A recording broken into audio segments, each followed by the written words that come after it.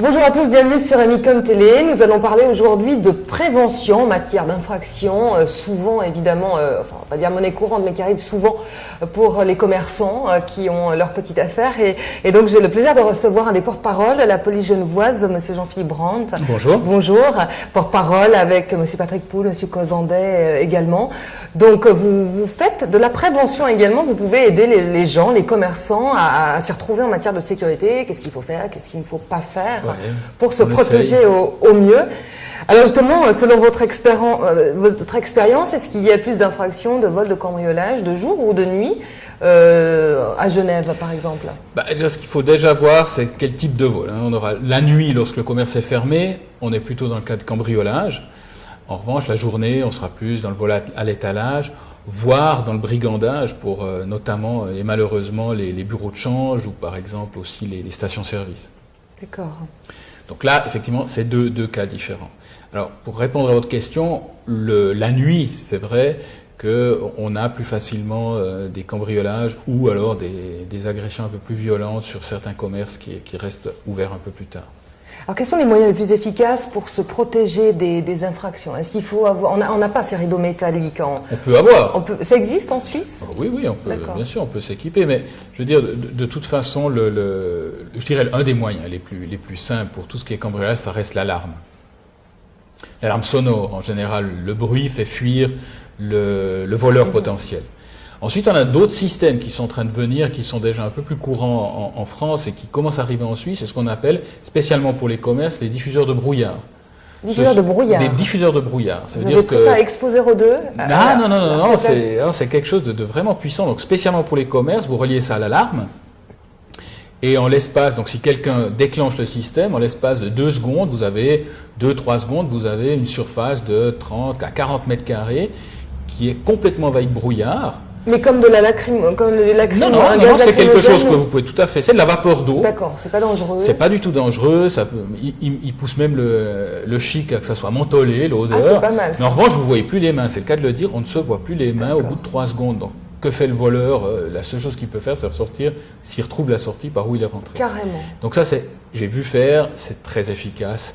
Et c'est vraiment pour les commerces. On a certains musées ici à Genève, dont je tairai le nom, mais qui commencent à s'équiper aussi avec ça.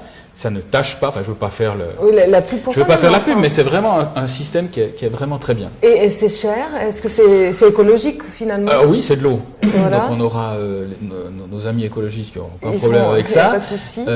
Et c'est cher par rapport à une alarme traditionnelle? Alors, ça se rajoute sur l'alarme. Ça veut dire que vous avez les détecteurs habituels de mouvement, etc. Et en plus, vous mettez ce système. Donc pour les commerces, c'est vraiment bien par rapport à l'effraction. Après, il est clair qu'il faudrait éviter d'utiliser ça, par exemple, pour une agression, parce qu'on ne peut jamais savoir comment l'agresseur pourrait réagir en cas de problème. S'il se retrouve comme ça embué. Voilà. Et puis en cas d'infraction pendant la journée, par rapport au vol à l'étalage, comment on réagit quand on est commerçant et qu'on voit sous ses yeux un vol? Quel comportement adopter? Alors, si vous êtes seul dans votre commerce, vous allez difficilement pouvoir laisser le commerce et puis suivre le voleur. Donc là, malheureusement, peut-être une fausse caméra ou une vraie caméra, disons, ou vraiment, si quelqu'un commence à tourner dans votre commerce, ne pas hésiter à lui adresser la parole, vous cherchez quelque chose pour montrer qu'au fond, cette personne n'est pas invisible ou comme ça. Donc à ce moment-là, la personne, si elle ne cherche que à voler, va s'en aller. En se disant surpéré. Voilà. Maintenant, il est clair que pour les toutes grandes surfaces à Genève, où ils ont des services de sécurité, alors eux, c'est beaucoup plus pro dans le sens où ils vont au contact, ils interpellent les personnes, ils nous appellent. De sécurité, voilà, ils nous appellent, et nous, on vient chercher cette clientèle et on s'en occupe. Voilà, il y a des amendes aussi qui sont systématiques. Voilà, après, bien sûr, ces grandes surfaces, n'importe quelle personne déposera plainte pour et justement, si on est un petit commerçant et qu'on a quelqu'un qui vole sous ses yeux, est-ce qu'on peut l'amender soi-même? Non, j'imagine qu'il faut justement... Non, appeler la police, c'est plus simple que d'aller au contact et risquer quoi que ce soit. Éviter. Et en cas d'infraction la nuit, quelles sont les démarches à entreprendre et que ne faut-il surtout pas faire? C'est-à-dire qu'on est averti, ok, on est en train de cambrioler son magasin, par exemple on habite au-dessus, est-ce qu'on descend comme dans les films avec le bonnet de nuit, le fusil à pompe? Enfin, il faut peut-être éviter. Qu'est-ce qu'il faut faire? Qu'est-ce qu'il ne faut pas faire? Appeler la police. Pas bouger, ne pas essayer d'aller au contact? Non. On déconseille, je dirais, ce qui est le ce qui a le plus de valeur, c'est votre intégrité corporelle, votre vie. Maintenant, si vous faites voler quelques tapis, quelques morceaux de moquette, un peu d'alcool ou des parfums ou des médicaments, c'est un moindre mal. Je veux dire, c'est un moindre mal. Maintenant, il est clair que priorité, si vous avez l'impression que le cambriolage est en train, alors oui, vous appelez le 117. La nuit, c'est d'autant plus facile, étant donné qu'on a moins de problèmes de circulation pour venir pour l'intervention. Et qu'offre la police en matière de sécurité? Parce que justement, il y a toutes ces sécurités privées. Qu'est-ce que vous offrez d'autre, vous, pour les commerçants? Toute notre bonne volonté. Non, mais disons, nous, donc, ce qu'il faut bien voir, c'est qu'on a des délais d'intervention, heureusement la nuit, qui sont le plus courts possible. Maintenant, il est clair que nous avons toute l'infrastructure policière, que ce soit du dépôt de plainte, que ce soit ce que je viens faire aujourd'hui avec vous, expliquer un peu comment faire les choses, et le conseil, enfin ce genre de choses.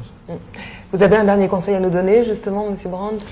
Alors, c'est peut-être pas un conseil, c'est une remarque. On n'est pas dans une ville à haute criminalité. Il est clair que régulièrement, aujourd'hui, disons, avec la multiplicité des médias, il est clair qu'un événement prend d'autant plus de place. Beaucoup d'importance, c'est très médiatisé rapidement. Regardez encore ce qui s'est passé à Bienne il n'y a pas très longtemps. Je veux dire, donc il faut pas que les citoyens se sentent... la parano totale. Voilà. Alors il faut savoir qu'il y a certaines choses, les choses sont en train de changer, on laisse plus ouvert ça. Moi j'ai vécu quand même, je vais pas parler comme un vieux, mais disons on a vécu où on pouvait laisser ouvert la maison, les portes ouvertes, on pouvait laisser ouvert la voiture, ça c'est fini, donc il faut simplement se rendre compte de ça. Et puis après, quand même, bien se laisser vivre. Au niveau des assurances, juste une chose, si votre magasin n'est pas pourvu d'alarme, etc., est-ce que ça peut faire pencher la balance par rapport à l'assurance? Ah non, mais vous n'étiez pas assez sécurisé, etc. Alors, je suis que policier, je ne suis pas assureur, donc je peux pas vraiment... Donc, ça dépend encore des compagnies. Il y a certaines compagnies qui vont peut-être vous faire des ristournes si vous êtes équipé d'alarme, tout en sachant que si vous faites cambrioler, que l'alarme n'était pas branchée, ils vont peut-être pas vous payer. Enfin, donc voilà, il y a plusieurs. Donc ça, il faudrait plutôt regarder avec les assurances respectives, savoir qu'est-ce qui est remboursé ou pas.